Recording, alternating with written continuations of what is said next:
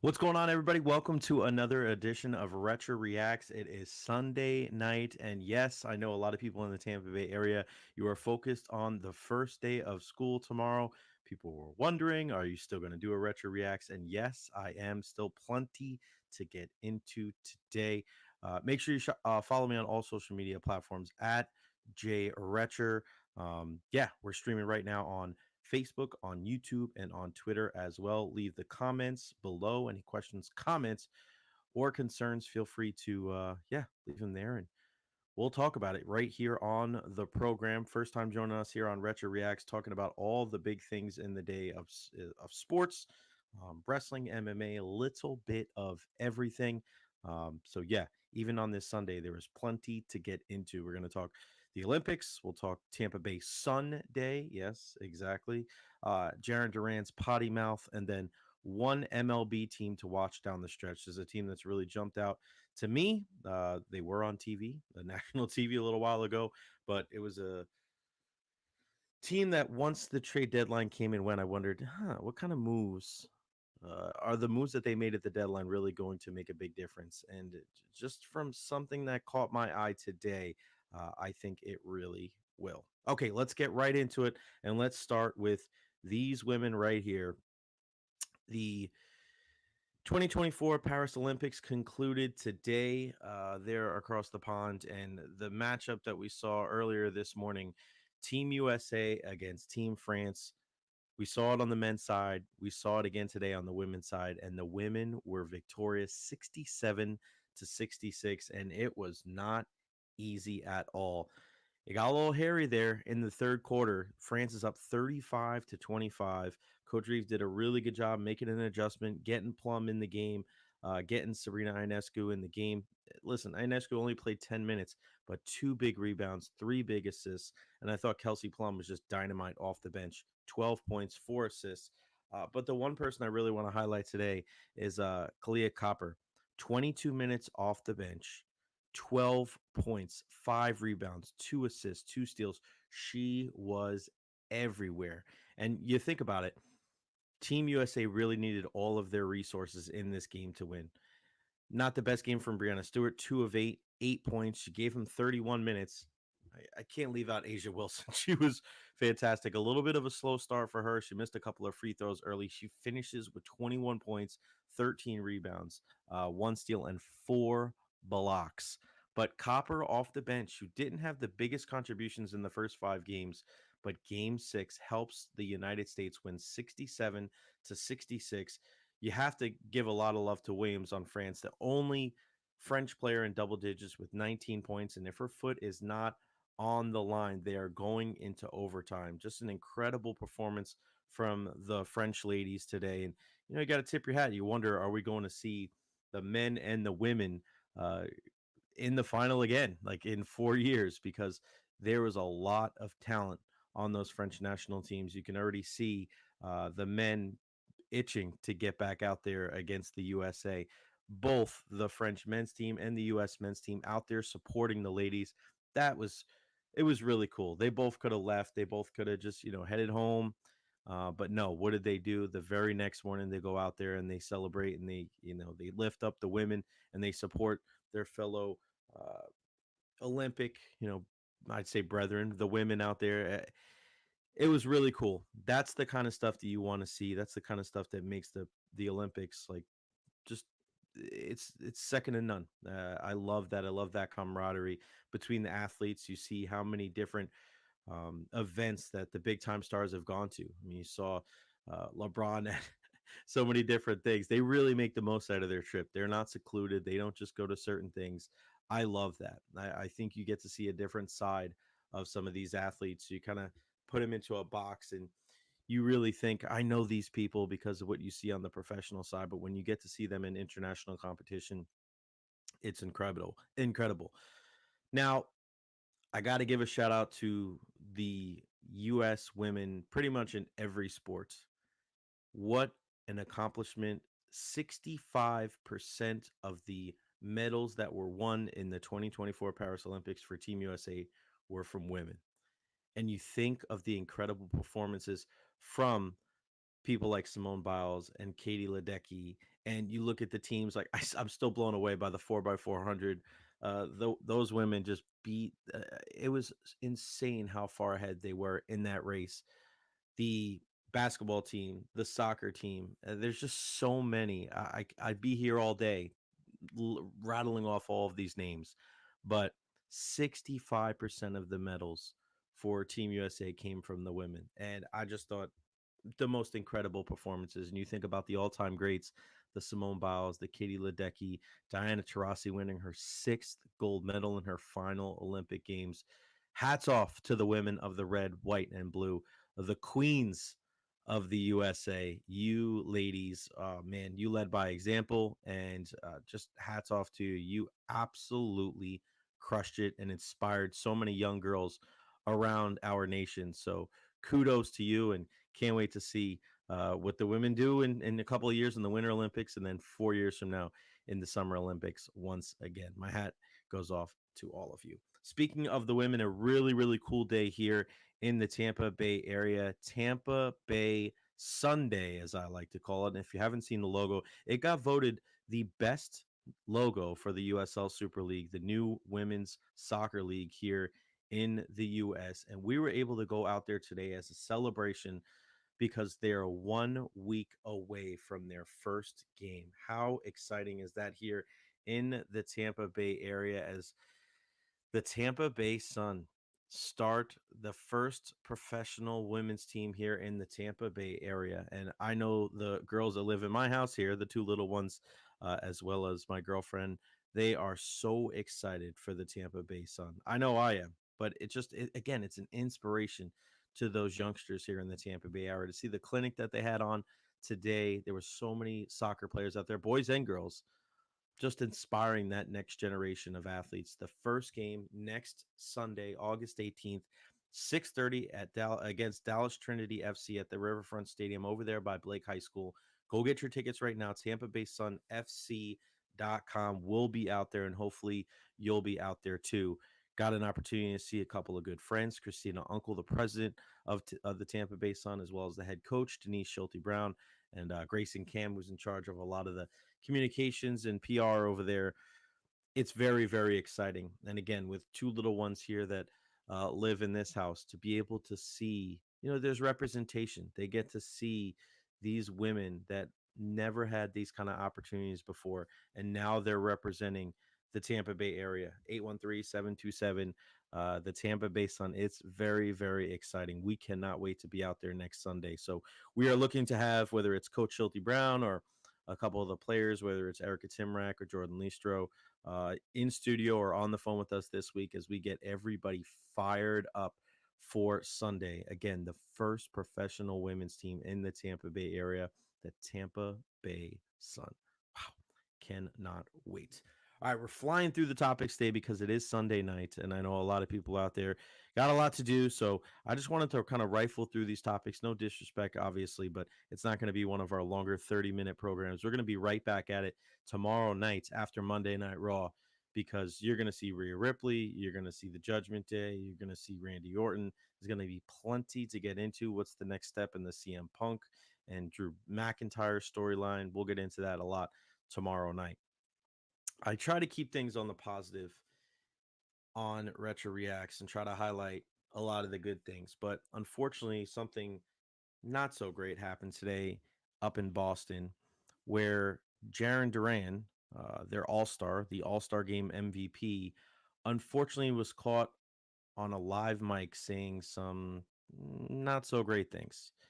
And what happened is there was a fan that was chanting tennis racket, tennis racket.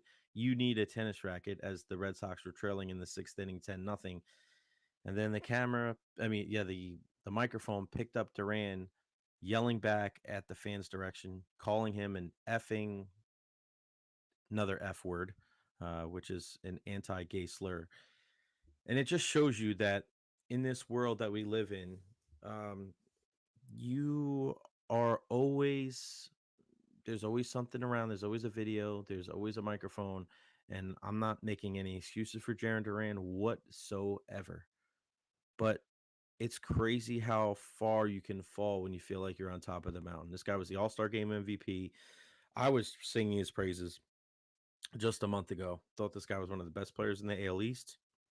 Been so impressed with his speed and the way he's been kind of a leader in this resurgent Red Sox team that was not predicated on power, but more on speed and putting pressure on the defense. And now, unfortunately for Jaron Duran, this is something that is going to follow him for the rest of this season and maybe the rest of his career. And he's apologized for making those comments. But man, it shouldn't matter if there's a microphone or a camera around. Like, think about it. If you're saying that stuff, even in the confines of your own home, you're using, homophobic slurs like that. Like, what does that say about you? Now, I understand people do make mistakes, but I can tell you for a fact, and I know people out there like, oh, if you check your emails, you check your phone, I'm sure you'll find things. Okay, you can check my phone. You can check my emails. You're not going to find any homophobic slurs on there. Sorry, it's not something that I say behind closed doors and oh man, I just got to watch myself when I'm out in public. Sorry, that's not something I do. I don't think there's any excuse for things like this. I do think there should be punishment. I do think there needs to be some ramifications when things like this happen. I don't care who it is. It's not right. And I know that there's a lot of things in sports and in media now with the cancel culture type of thing. And I am very anti cancel culture. I think we're way too sensitive nowadays. But I don't think this falls into that category. I don't think there's any place for things like this. Now, do I want him banned? Do I want him suspended for 100 games? No. But I do think there needs to be some kind of punishment. I do think there needs to be some type of education because this is not something that I don't want to speculate, but is it the first time he said something like this? I don't care if it's in public or not. There's got to be some type of sensitivity, whether it's training or some type of education, because that's the way that to have that come out of your mouth like that. It's, I don't know. It's puzzling to me. It's puzzling in the world that we live in. This is not okay.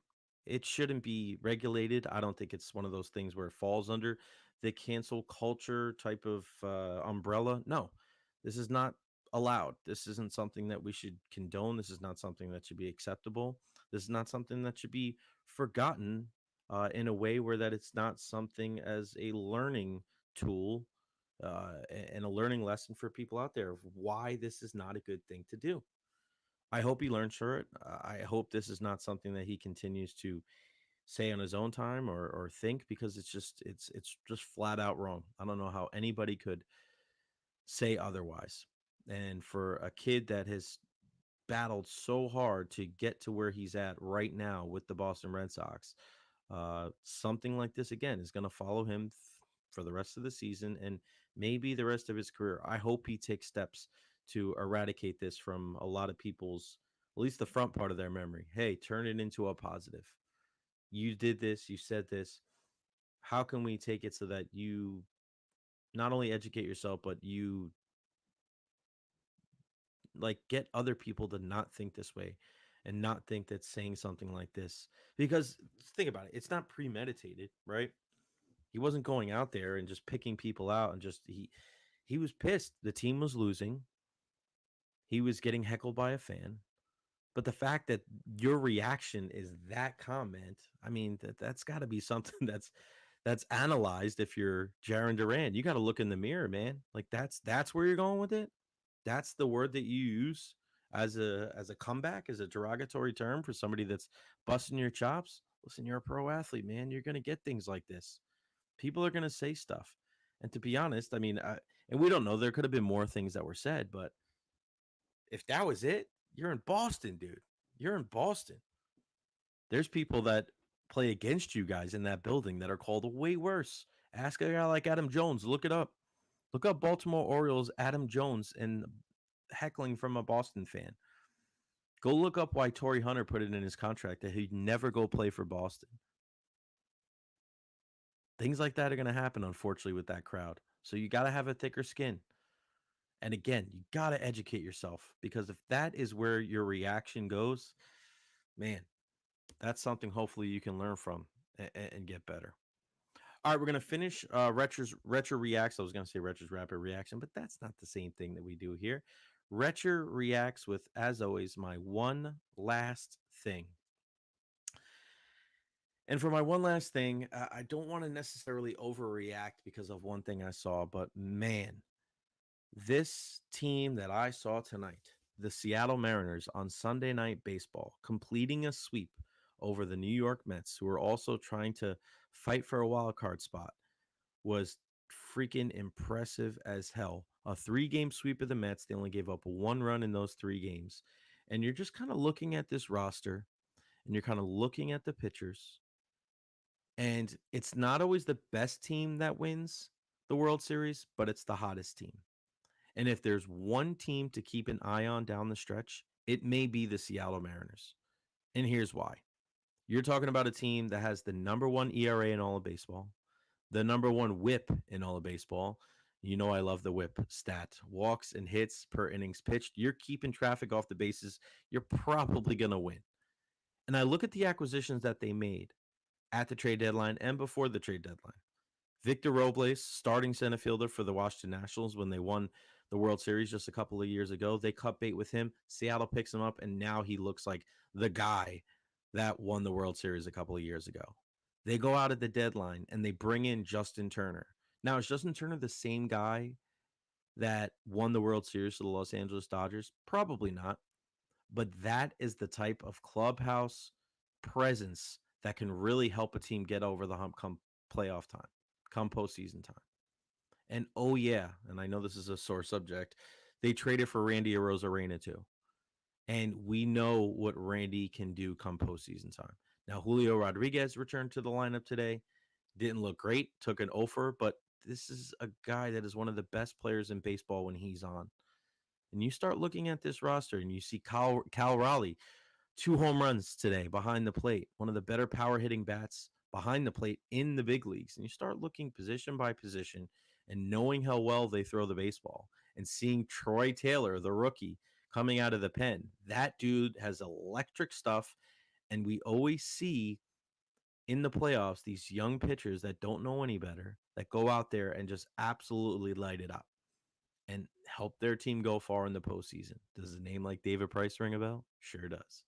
So keep an eye on the Seattle Mariners. That Seattle team is the Seattle Mariners are just, they're a scary group.